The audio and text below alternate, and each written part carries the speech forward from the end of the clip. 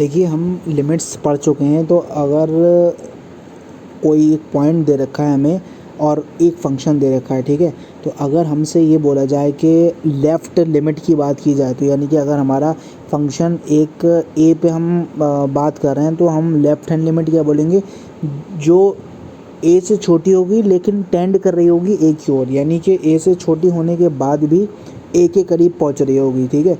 और अगर हम बात करें राइट हैंड लिमिट की, तो वो क्या होती है, वो ए से बड़ी लिमिट होती है लेकिन वो टेंड कहाँ करती है, ए की ओर टेंड करती है, यानी कि बहुत क्लोज वैल्यू होती है उसकी, ठीक है। तो अगर हम फंक्शन की लिमिट निकालें, ये हम 11th क्लास में डिस्कस कर चुके हैं, अगर हम फंक्शन की लिमिट निकालें at x tends to a minus, यानी कि लेफ़्ट हैंड लिमिट निकाली जाए फंक्शन की और राइट हैंड लिमिट निकाली जाए फंक्शन की, यानी कि that is x tends to a plus, ठीक है। तो इसमें हमारा जो फंक्शन है, यानी कि एफ एक्स ए पे निकालें हम, ठीक है, वो अगर एग्जिस्ट करता है तो हम क्या बोलेंगे, वो हमारा फंक्शन क्या है, कंटिन्यूस फंक्शन होगा, ठीक है। तो इस तरीके से हम डिफ़ाइन करते हैं फंक्शन को। ये कंटिन्यूटी चेक करने के लिए होता है फंक्शन के।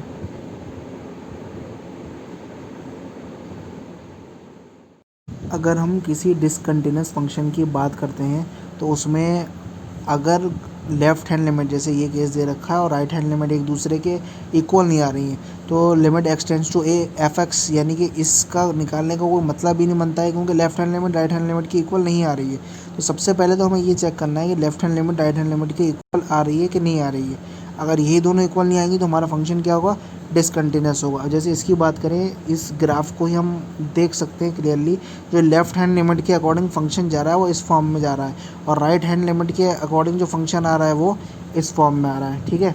तो ये जो हमारा फंक्शन होगा वो एक डिसकंटिन्यूस फंक्शन का एग्जांपल दे रखा है, क्योंकि यहाँ पर जो पैटर्न है लेफ़्ट हैंड लिमिट के बाद जो ग्राफ का पैटर्न आ रहा है और राइट हैंड लिमिट के बाद जो आ रहा है वो एक सा नहीं है, ठीक है।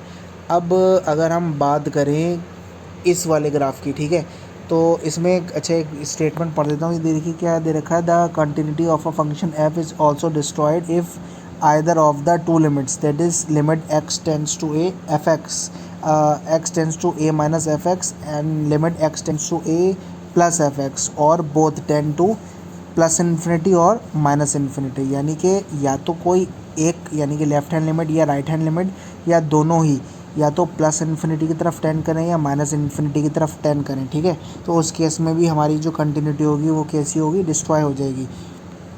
इस केस में बात करें तो एफ एक्स इज़ डिफाइंड दे रखा है हमें, कितने पे दे रखा है, at x is equal to a दे रखा है, ठीक है।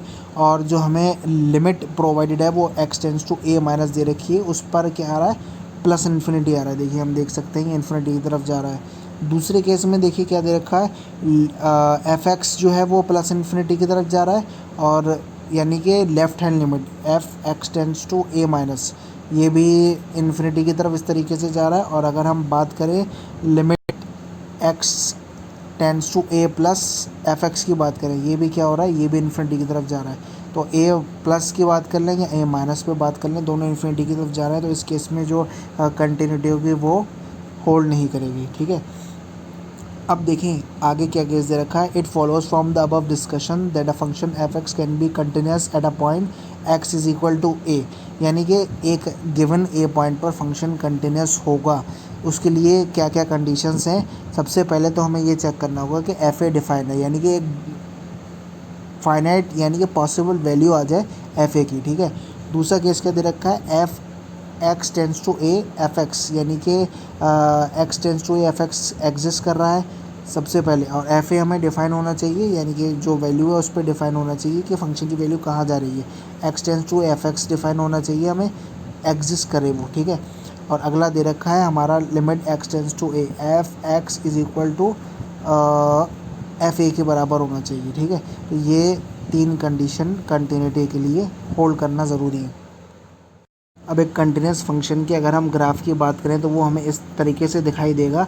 पिछले वाले ग्राफ को जो हमने डिस्कस किया था डिसकंटिन्यूस का, तो उसमें कंटिन्यूटी थी, जैसे इस तरीके से आया था फिर इस तरीके से चला गया, ठीक है। लेकिन इस केस में अगर पैटर्न की बात करें तो रेगुलर आ रहा है, यानी कि इसमें कोई ब्रेक नहीं है, तो इस हम ग्राफ को क्या बोल सकते हैं, कंटिन्यूस ग्राफ बोल सकते हैं, ठीक है। अब देखिए हमें एक कंटिन्यूटी एट अ पॉइंट की डेफिनेशन दे रखी है, वो क्या प्रोवाइडेड है। इसमें ये दे रखा है, a function f x is said to be continuous at a point x is equal to ए, यानी कि x is equal to a जो पॉइंट दे रखा है उस पर कंटिन्यूस कहलाएगा of its domain if x tends to a f x, ये एफ ए के इक्वल हो जाए और जो हमारी एफ एक्स है वो कंटिन्यूस होना चाहिए at x is equal to ए पर, ठीक है। और हमें ये दे रखा है कि अगर limit x tends to a f x f a के इक्वल आ रहा है और limit x tends to a minus ये एफ एक्स किसके इक्वल आ रहा है, limit x tends to a plus के, यानी कि right hand limit left hand limit के इक्वल आए और इसकी भी वैल्यू किसके इक्वल आ जाए, एफ ए के इक्वल आ जाए, यानी कि ये तीनों चीज़ें आपस में इक्वल होंगी तो वो कंटिन्यूस हो जाएगा। अब देखिए कुछ हमें कंडीशंस दे रखी हैं कि डिसकंटिन्यूटी के लिए क्या क्या कंडीशंस है, कब हम अपने फंक्शन को डिसकंटिन्यूस बोलेंगे। हमें देखा it is not continuous at a point x is equal to a, then it is said to be discontinuous at x is equal to ए, यानी कि अगर हमें जो हमारा फंक्शन प्रोवाइडेड है वो अगर कंटिन्यूस नहीं है एक्स इज इक्वल टू ए, तो हम ये कहेंगे कि ये क्या है, डिसकंटिन्यूस है at x equal to a. अगला पार्ट हमें दे रखा है कि अगर limit x tends to a minus और ए प्लस इक्वल तो आ रहा है, ठीक है, या फिर हम ये बोल सकते हैं इक्वल नहीं बोलेंगे इसको, ये दोनों चीज़ें एफ ए की इक्वल ना है, ठीक है। तो then the discontinuity is known as the removable discontinuity because f x can be made continuous by redefining it at point x is equal to a. मतलब अगर हम पॉइंट चेंज कर दें, रीडिफाइन कर दें उसको x is equal to a पे, तो हम उसे रिमूवेबल डिसकंटिन्यूटी बोलेंगे क्योंकि ये डिसकंटिन्यूटी फिर रिमूव की जा सकती है, ठीक है। अब देखिए मतलब ये है कि यहाँ पर ये है कि x right hand limit left hand limit की इक्वल तो आ रही है, लेकिन जो एफ एक्स फंक्शन है एक्स टेंस टू ए पे इसकी वैल्यू नहीं आ रही है, तो इसे हम रिमूवेबल डिसकंटिन्यूटी बोलेंगे। अगला देखिए क्या दे रखा है, अगर limit x tends to a minus और ए प्लस ये दोनों इक्वल नहीं आ रही हैं तो हम इसको क्या बोलेंगे, इसको हम बोलेंगे डिसकंटिन्यूटी ऑफ फर्स्ट काइंड, ठीक है। अगला केस क्या दे रखा है, अगला केस दे रखा है function f x is said to have a discontinuity of the second kind at x is equal to a. If condition क्या दे रखी है, x tends to a minus की बात करें या x tends to a plus की बात करें, या तो उसमें से कोई एक या दोनों ही एग्जिस्ट नहीं करें, ठीक है। तो ये किस काइंड की होगी, सेकंड काइंड की होगी, ठीक है। अगला क्या दे रखा है condition, function f x is said to be left continuous और continuous from the left. Continuous from the left क्यों कहलाई जाएगी, जब limit x tends to a minus f x exist करे and limit x tends to a minus f x की value f a की equal आ जाए, ठीक है।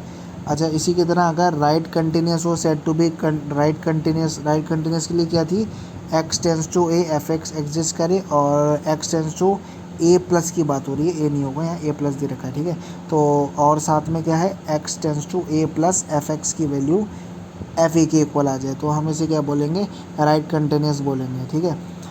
अब ऊपर जो हमने अलग अलग कंडीशंस पढ़ी उससे हमें क्या डेफिनेशन मिल गई, f x is continuous at x is equal to a if it is both left as well as right continuous at x is equal to ए, यानी कि एक्स इज इक्वल टू ए पर left continuous भी हो हमारा function और right continuous भी हो, ठीक है।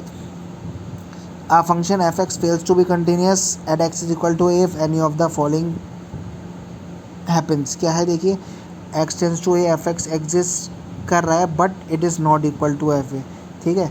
अगला क्या दे रखा, limit x tends to a f x exist ही ना करे, ठीक है। दिस हैपन्स इफ़ आइदर, ये देखिए क्या दे रखी है कंडीशन, यहाँ पर ये दे रखा है कि अगर limit x tends to a minus f x या तो एग्जिस्ट नहीं कर रहा है या फिर limit x tends to a plus f x does not exist और both of them do not exist, ठीक है। तो ये हमारी अलग अलग डिसकंटिन्यूटी के लिए कंडीशंस प्रोवाइडेड है। अब देखिए कंटिन्यूटी को हम एक थ्योरम के बेसिस पे डिफाइन कर रहे हैं। देखिए क्या दे रखा है, let f and g be two real functions continuous at x is equal to a, let a be a real number. तो हमने क्या लिया, एफ और जी दो फंक्शन ले लिए जो कंटिन्यूस है at x is equal to a, और ए क्या लिया है हमने, एक रियल नंबर ले लिया है। देन अब देखिए क्या दे रखा है, f plus g is continuous at x equal to ए, यानी कि अगर दोनों एक्स इक्वल टू ए पर कंटिन्यूस हैं तो एफ प्लस जी भी कंटिन्यूस होगा, ठीक है। अगला केस दे रखा है, एफ माइनस जी कंटिन्यूस होगा एक्स इज इक्वल टू ए पर, ठीक है। अगला दे रखा है ए इंटू एफ ये कंटिन्यूस होगा x is equal to a पे, एफ इंटू जी भी कंटिन्यूस होगा x is equal to a पे। अच्छा, 1/f कंटिन्यूस होगा at x is equal to a, लेकिन हमें ये प्रोवाइडेड है कि एफ ए की वैल्यू 0 नहीं होना चाहिए। अगर 0 हुई तो ये इन्फानाइट हो जाएगा। एफ अपॉन जी कंटिन्यूस होगा at x is equal to a, लेकिन हमें प्रोवाइड दे रखी है कंडीशन के जी ए जो वैल्यू है वो 0 के इक्वल नहीं हो। अब पहले वाले केस के लिए हमें एक प्रूफ दे रखा है। क्या दे रखा है? Since f and g are continuous at x is equal to a, therefore हमें क्या दे रखा है? X tends to a, f x is equal to f a आना चाहिए, ठीक है। और f x tends to a, g x is equal to g a के हमने इक्वल मान लिया। अब हमने क्या लिया? Limit x tends to a, f plus g into x ले लिया। तो ये किसके इक्वल हो जाएगा? ये limit x tends to a f x plus g x के इक्वल हो जाएगा, ठीक है। अच्छा, अगर हम बात करें राइट साइड की, तो इसको हम limit x tends to a जो दे रखा है हमने दोनों के साथ लगा लिया। Limit x tends to a f x लगा लिया और limit x tends to a g x लगा लिया, ठीक है।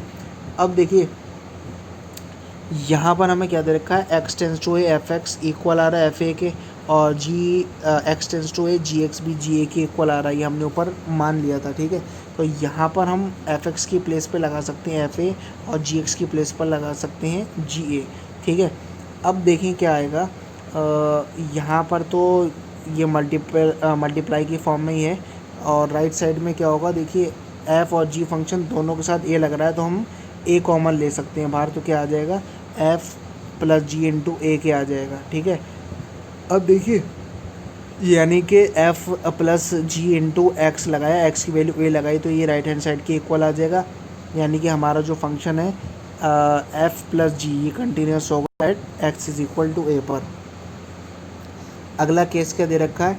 We know that limit x tends to a f minus g के लिए बात करें तो x minus a f x minus g x लग जाएगा, ठीक है। अब दोनों के साथ जब हम लिमिट लगा दें तो ये कितना हो जाएगा? X tends to a f x हो जाएगा minus x tends to a g x हो जाएगा, और ये किसके इक्वल हो जाएगा? अब अगेन देखिए यहाँ पर हमने मान रखा था ये एफ ए के इक्वल आ रहा है, ये जी ए के, तो एफ ए माइनस जी आ जाएगा। अगेन कॉमन लेंगे तो f minus g into a के आ जाएगा। तो इसका मतलब ये है कि एफ माइनस जी कंटिन्यूस आ रही है at x is equal to ए पर। यह हमारी सेकंड कंडीशन भी प्रूफ हो गई। अगला केस हमें थर्ड क्या दे रखा है? We know that limit x tends to a. अब हमने क्या ले लिया? ए एफ इंटू एक्स ले लिया, तो ये किसके इक्वल हो जाएगा? Limit x tends to a, और ए हमने क्या लिया है? ए बाहर ले लिया, ए इंटू एफ एक्स लगा दिया क्योंकि एफ एक्स के साथ फंक्शन लग रहा है। अब देखिए क्या होगा, ये आ गया हमारा ए इंटू ए हमने बाहर ले लिया और limit x tends to f x आ जाएगा। अब ऊपर हम डिफाइन कर चुके हैं limit x tends to f x पे इसकी वैल्यू एफ ए आ रही है, तो ए इंटू एफ ए हो जाएगा, ठीक है। तो वही लग रहा है, देखिए यहाँ पर एक्स की जगह ए लगाएंगे तो एफ ए आ जाएगा। इसी तरह जो हमारी कंडीशन आ रही है वो इक्वल आ गई, तो ए एफ वो कंटिन्यूस होगा at x is equal to ए पर। अगली कंडीशन देखें, फोर्थ कंडीशन क्या कह रही है? एफ जी इंटू एक्स दे रखा है, लिमिट एक्स टेंस टू ए, ये किसके इक्वल आएगा? ये f x into g x के इक्वल आएगा, ठीक है। अब अगेन सबसे पहले हम लिमिट लगा लें, x tends to a f x हो जाएगा और x tends to a g x हो जाएगा। तो इसको हम लिख सकते हैं एफ ए इंटू जी ए, और एफ जी अंदर आ जाएगा, बाहर निकल के कॉमन ए आ जाएगा, ठीक है। तो एफ जी जो है वो कंटिन्यूस आ रहा है at x is equal to ए पर। अब हमें क्या कंडीशन दे रखी है? हमें ये दे रखा है limit x tends to a 1/f into x दे रखा है, तो एक्स टेंस टू ए ये कितना आ जाएगा? 1/f एक्स आ जाएगा। अब यहाँ पर क्या करा, देखिए लिमिट एफ एक्स के साथ ही होना थी, तो हमने डिनोमिनेटर में लगा लिया 1/लिमिट x tends to a f x के लगा लिया, ठीक है। अब क्योंकि ये ए की तरफ टेंड कर रहा है तो यहाँ पर क्या आ जाएगा? 1/f ए आ जाएगा, ठीक है। अब इसमें से जब कॉमन लेंगे तो 1/f और ए जो है वो बाहर लग जाएगा। अब देखिए सीधी सीधी अगर एक्स की वैल्यू ए लगाते हैं तो इसके इक्वल आएगा, तो इसलिए 1/f जो कंटिन्यूस आ रहा है वो एक्स इज इक्वल टू ए पर आ रहा है, ठीक है। अगला जो थ्योरम है वो क्या दे रखा है? वो हमारा दे रखा था एफ अपॉन जी अगर एग्जिस्ट कर रहा है तो ये हमारा फंक्शन कंटिन्यूस होगा, ठीक है। तो उसके लिए देखिए क्या है, एफ अपॉन जी एक्स लगाया तो दोनों के साथ लगेगा, ये एफ एक्स के साथ भी लगेगा और जी एक्स के साथ भी एक्स आ गया, ठीक है, जी के साथ एक्स आ जाएगा। अब लिमिट जो एक्स टेंस टू ए दे रखा है, दोनों के साथ न्यूमरेटर और डिनोमिनेटर के साथ लगाया तो ये क्या हो जाएगा, x tends to a f x आ जाएगा और जो डिनोमिनेटर है वहाँ पर x tends to a g x आ जाएगा, ठीक है। अब देखिए यहाँ पर हमने शुरू में ही माना था कि ये एफ ए के इक्वल होगा, ये जी ए के इक्वल होगा, तो यहाँ आ जाएगा एफ ए और यहाँ पर आ जाएगा जी ए। अब दोनों के साथ जब लग गया तो यहाँ क्या आएगा, F upon ji into a के इक्वल आ जाएगा ये, ठीक है। तो एफ अपॉन जी कंटिन्यूस आ रहा है किस पर, जब एक्स की वैल्यू किसकी इक्वल आ रही है, ए की इक्वल आ रही है, ठीक है। थ्योरम जो 2 दे रखा है वो उसमें ये दे रखा है, let f and g be real functions. Real function हमने मान रखे हैं और हमें ये दे रखा है कि फॉग इस पर डिफाइंड है, यानी कि एफ ऑफ जी डिफाइंड दे रखा है if G is continuous at x is equal to A and F is continuous at G equal to ए, यानी कि जी दे रखा है एक्स इज इक्वल टू ए पर और जो हमारा एफ है वो फंक्शन क्या आ रहा है, कंटिन्यूस आ रहा है एट जी ए पर, ठीक है। तो हमें शो करना है, show that fog is continuous at x is equal to ए, यानी कि एक्स इज इक्वल टू ए पर हमें ये शो करना है कि फॉग क्या आ रहा है, कंटिन्यूस आ रहा है। तो हम इसका प्रूफ देखिए कैसे देंगे कि प्रूफ आ जाता है कभी कभी। तो हम ये मान लिया है कि अगर सिंस फॉग इज़ डिफाइंड, यानी कि फॉग अगर हमें डिफाइंड है तो रेंज जो होगी वो डोमेन ऑफ एफ का क्या होगा, सबसेट होगा, यानी कि जाहिर सी बात है भाई, जो डोमेन होगा उसका सबसेट क्या आएगी, रेंज आ जाएगी, ठीक है। अब जी एक्स किसको बिलोंग करेगा, जी एक्स जो है वो डोमेन को करेगा, for all x belongs to domain g, यानी कि जो एक्स की वैल्यू डोमेन जी में आ रही है उसी के अकॉर्डिंग जो है वो जी एक्स डोमेन एफ में बिलोंग कर रहा है, ठीक है। अब देखिए इसका ये मतलब है कि जी एक्स किस पे कंटिन्यूस हो जाएगा, एक्स इक्वल टू ए पे कंटिन्यूस हो जाएगा, ठीक है। अब देखिए यानी कि g x x tends to a, g x की वैल्यू जी ए की इक्वल हो जाएगी और एफ कंटिन्यूस किस पे, जी ए पे इक्वल आ रहा है, ठीक है, कंटिन्यूस आ रहा है। तो हम क्या करेंगे, यहाँ पर लिख देंगे जी एक्स टेंस टू जी ए, तो यहाँ पर जी एक्स की जगह हम क्या लगा देंगे, जी ए पे जब टेंड कर रहा है तो एफ इंटू जी ए लगा देंगे, ठीक। अब यहाँ पर देखिए क्या निकल कर आएगा, फ्रॉम वन हम कह सकते हैं कि एक्स जो है वो ए की तरफ टेंड कर रहा है, तो जी एक्स किसकी तरफ टेंड करेगा, जी ए की तरफ करेगा, क्योंकि सिंपली क्योंकि एक्स जो है वो ए की तरफ टेंड कर रहा है। अब देखिए आगे क्या दे रखा है, आगे हमें दे रखा है लिमिट एक्स टेंस टू,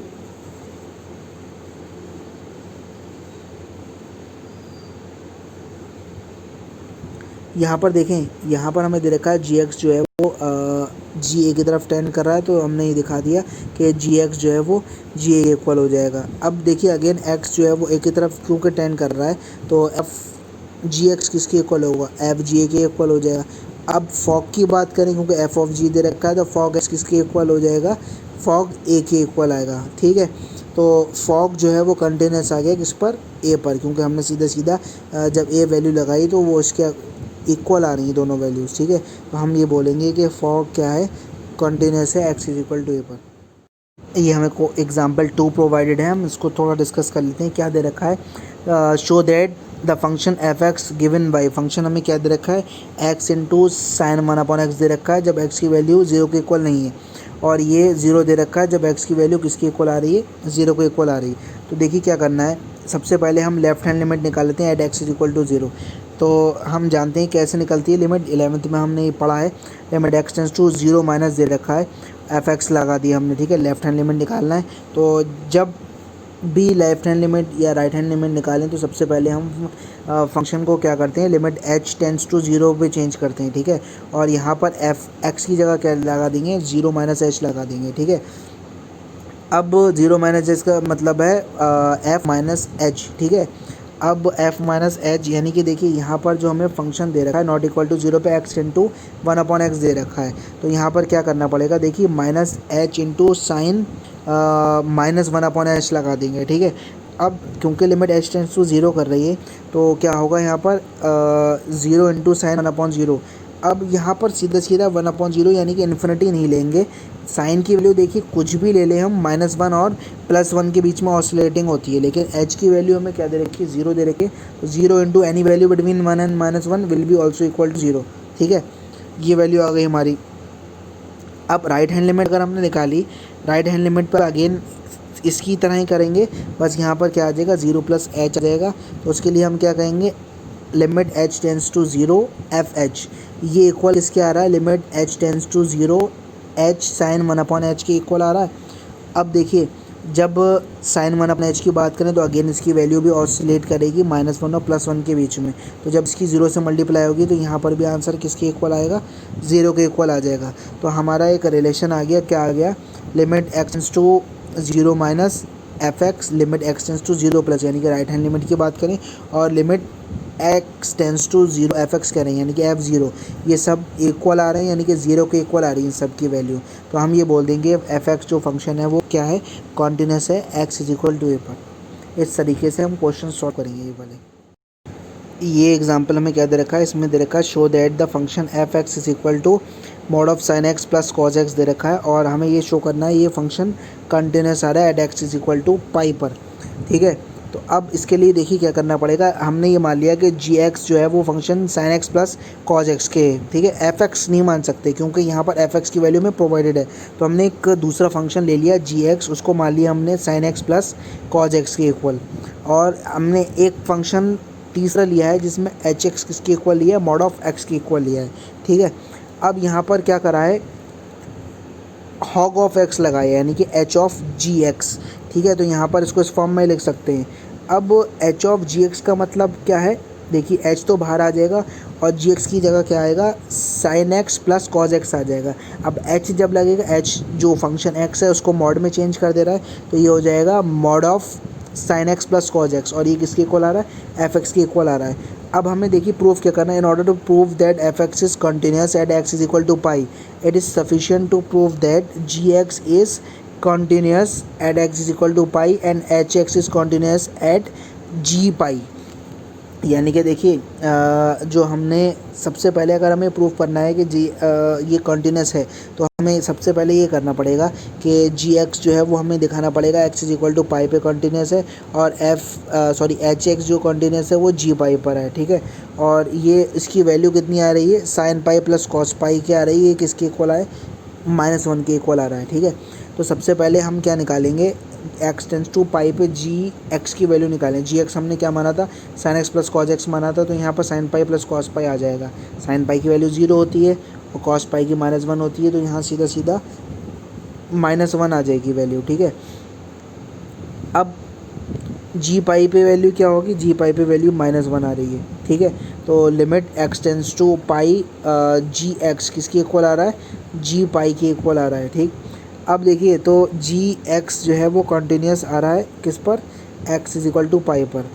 अब क्या करा है, देखिए वाई इज इक्वल टू हमने जी पाई मान लिया, और इसकी वैल्यू कितनी आ रही है, जी पाई की वैल्यू, जी पाई की वैल्यू हमारी आ रही है -1। ठीक है, तो ये -1 के इक्वल लगा दिया। अब क्या करा है, देखिए अब हमने जी एक्स या जी पाई ना लेके यहाँ पर क्या किया है, वाई को लिया है, वाई टेन टू -1 करा दिया। ठीक है, अब एच वाई ले लिया यहाँ पर, क्योंकि जो जी एक्स था हमने वो क्या ले लिया है, वाई ले लिया है। ठीक है, क्योंकि अभी अंदर जी एक्स आ रहा था, तब हमने उसको रिप्लेस कर दिया है पाई से। यहाँ पर क्या आ जाएगा, y tends to -1 mod of y आ जाएगा। मॉड ऑफ वाई इसलिए आएगा क्योंकि जब एच फंक्शन लगा था तो वो कोई भी वेरिएबल था उसके मॉड में चेंज कर दे रहा था उसे। ठीक है, तो यहाँ पर क्या आ जाएगा, वाई टेंस टू -1, और जब ब्रैकेट हटेगा तो यहाँ -y आ जाएगा, और y की वैल्यू -1 दे रखी है, तो -1 यानी कि किसके इक्वल आएगा, ये 1 के इक्वल आ जाएगा। अब देखिए यहाँ क्या करना है, h इंटू जी पाई लगाया। ठीक है, जी पाई क्यों लगाया, क्योंकि y जी पाई के इक्वल है। अब जी पाई की वैल्यू -1 आ रही है, तो h जब लगाएंगे तो मॉड ऑफ -1 हो जाएगा, इसकी वैल्यू क्या आ रही है, 1 आ रही है। ठीक है, यानी कि हमने जी पाई पे निकाल ली, और अब हम निकालेंगे y tends to -1 h y, तो ये h इंटू जी पाई के इक्वल आ जाएगा। ठीक है, तो इससे देखिए क्या आ रहा है, limit g x tends to अगर -1 निकाला जाए तो h इंटू जी एक्स आ जाएगा, यानी कि h ऑफ जी पाई के इक्वल आएगा। ठीक है, और अगर हम कहेंगे जी एक्स जी पाई की तरफ टेंड कर रहा है तो यहाँ पर क्या आ जाएगा, यहाँ पर आ जाएगा h ऑफ जी एक्स, क्योंकि ऑलरेडी दे रखा है, और यहाँ पर क्या आ जाएगा, h ऑफ जी पाई के इक्वल आ जाएगा। ठीक है, तो इससे क्या क्लियर हो रही है बात, इससे ये क्लियर बात हो रही है कि ये एच जो है वो जी पाई पे क्या निकल रहा है, कंटिन्यूस निकल रहा है। Hence f x is equal to hog of x, यानी इसलिए हमने ये कह दिया कि हॉग जो निकाला हमने एक्स का वो कंटिन्यूस आ रहा है, और एक्स की वैल्यू क्या है, एक्स इज इक्वल टू पाई पे कंटिन्यूस आ रहा है।